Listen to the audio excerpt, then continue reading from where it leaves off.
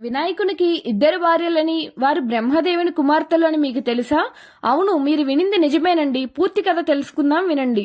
బ్రహ్మదేవుడు సృష్టిని ఆరంభించినప్పుడు అది వక్రంగా ఉందట.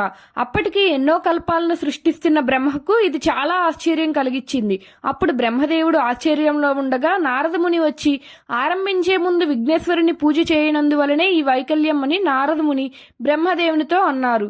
ఇప్పటికైనా గణేశుని రాకకై తపస్సు చేయమని నారదుడు చెప్పగా బ్రహ్మదేవుడు ఘోర తపస్సు చేసెను. అప్పుడు వినాయకుడు ప్రత్యక్షమైనాడు. గణేశుడు బ్రహ్మ అంతర్యాన్ని గ్రహించి జ్ఞానం మరియు క్రియ అనే శక్తులను ఉపాసన చేయమని బోధించాడు. బ్రహ్మ ఆ ఉపాసన చేయగా సిద్ధి బుద్ధి అనే రూపాలతో ప్రత్యక్షమైనారు.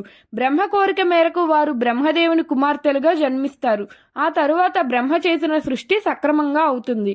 కాలక్రమేణా సిద్ధి బుద్ధి పెద్దవారు అవుతారు. వారికి పెళ్లి చేయాలని బ్రహ్మ అనుకుంటాడు.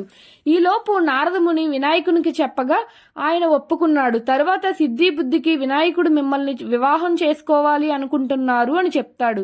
తరువాత సృష్టికర్త ముందు వారికి వివాహం జరిగింది. వారిని నారదముని ఆశీర్వదించి ఆశ్చర్యంగా చూస్తాడు.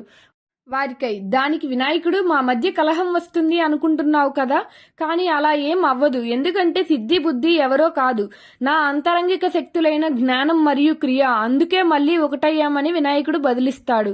మమ్మల్ని ఎవరైతే సిద్ధి బుద్ధి సమేతంగా పూజిస్తారో వారికి ఆయురారోగ్యాలతో పాటు విఘ్నాలు లేకుండా చేస్తానని వినాయకుడు అంటాడు. ఇలాంటి కంటెంట్ కోసం మన ఛానల్ని సబ్స్క్రైబ్ చేసుకొని లైక్ చేయండి. Thank you for